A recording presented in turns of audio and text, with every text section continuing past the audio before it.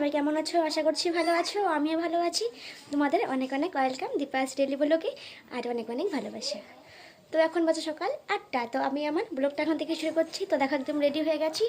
তো কেন রেডি হয়েছি, কোথায় যাব আগেই বলবো না, তোমরা ভিডিওটি স্কিপ করো না, দেখতে থাকো, আশা করছি ভালো লাগবে।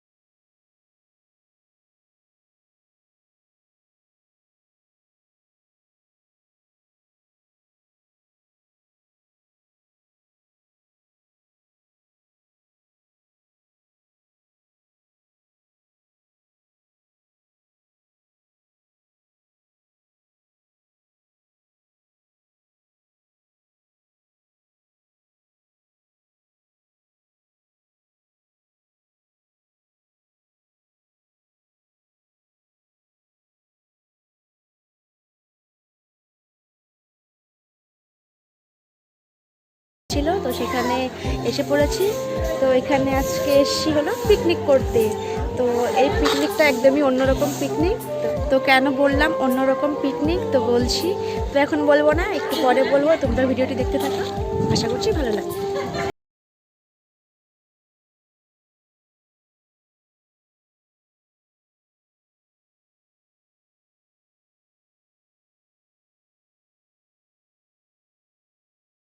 দেখো এখন এসেছি নদীর পাড়ে। তো এটা বলো তো কি নদী? তো এটা হলো ব্রহ্মপুত্র নদী। তো ওখানে এসেছি। তো আজকে একটা ছান আছে, তো সেই জন্য সবাই নেমে পড়েছে ছান করবে।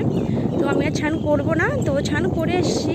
আর ঠান্ডাও লেগেছে একটু একটু, তো সেই জন্য ছান করবো না। এমনিতেই এসেছি ঘুরতে নদীর পাড়ে।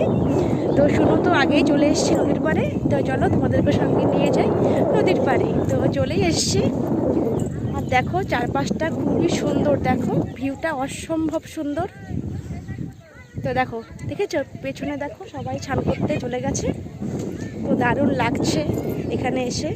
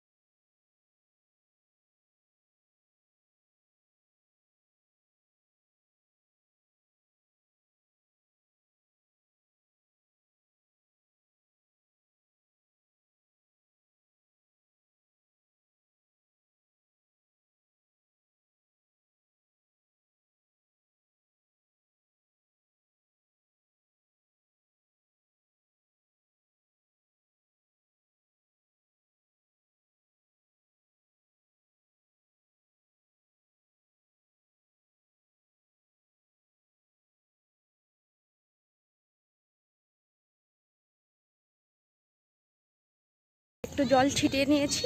তো এখন যাবো মন্দিরে, তো চলো।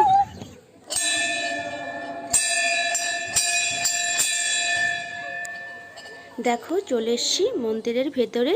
তো এটা হলো মহাদেব শিলা। তো এই শিলাটা কিন্তু স্বপ্নে দেখিয়েছিল। তো যেই পুরোহিতকে স্বপ্ন দেখিয়েছিল, তো তখন থেকে এই শিলাটাকে পুজো করা হয় মহাদেব রূপে। এখানে দেখো সব ঠাকুরগুলো রাখা হয়েছে। তো এখন এখানে ভোগ দেওয়া হবে, রান্না হবে। আমি এখন তিলক পড়ছি, তো সবাই বলছিল যে তিলক পড়তে হবে, তো সেই জন্য বসে পড়েছি তিলক দেওয়ার জন্য।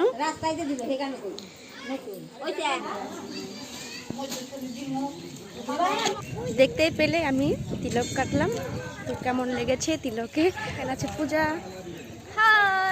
দেখো পূজাও তিলক কেটেছে। এখানে দেখো সব কাকিমা জেঠিমারা মিলে এখন কাজ করছে, মানে সবজি কাটছে।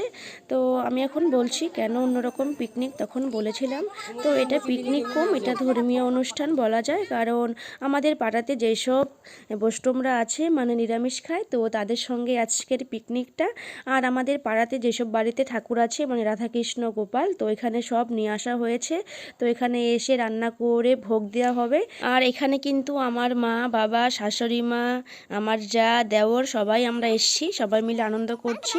তো যাই হোক, তো আমরা এখন টিফিন করব। তো দেখো এখন টিফিন খাচ্ছি আমরা, দই, চিড়ে, মুড়ি, কলা দিয়ে মাখিয়েছে।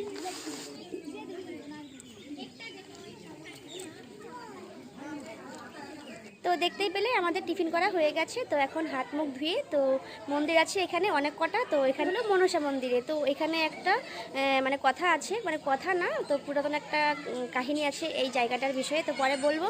তো চলো এখন যাচ্ছি হলো মনসা মন্দিরে, চলো এখন যাওয়া যায় মাকে দর্শন করতে।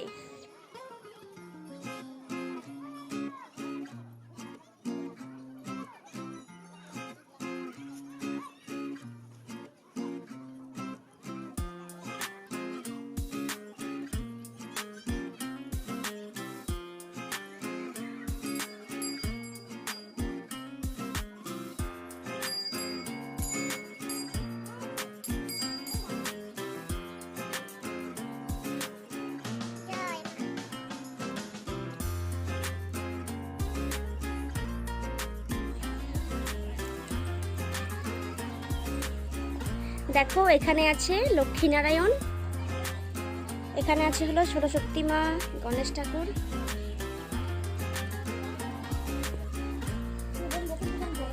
তো দেখো এখানে আছে হনুমানজি।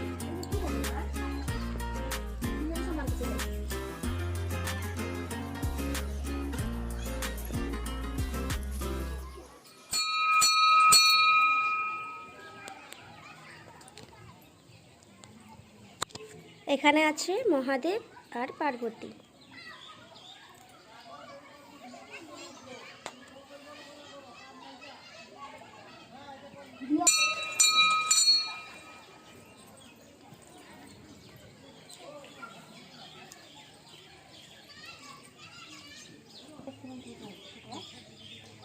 এখানে দেখো কালীমার আশ্রম।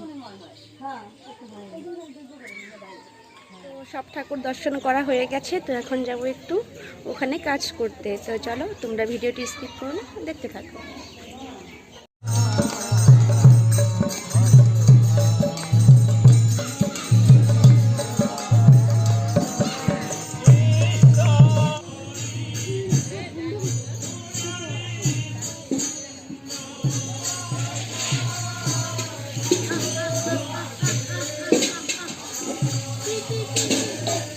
ইতিহাস সেই সময়ে সদাগরেরা তারা ব্যবসা বাণিজ্য করত, দেশের ধন বিদেশে, বিদেশের ধন দেশে আমদানি রপ্তানি করত নৌকার মাধ্যমে, জলপথের মাধ্যমে।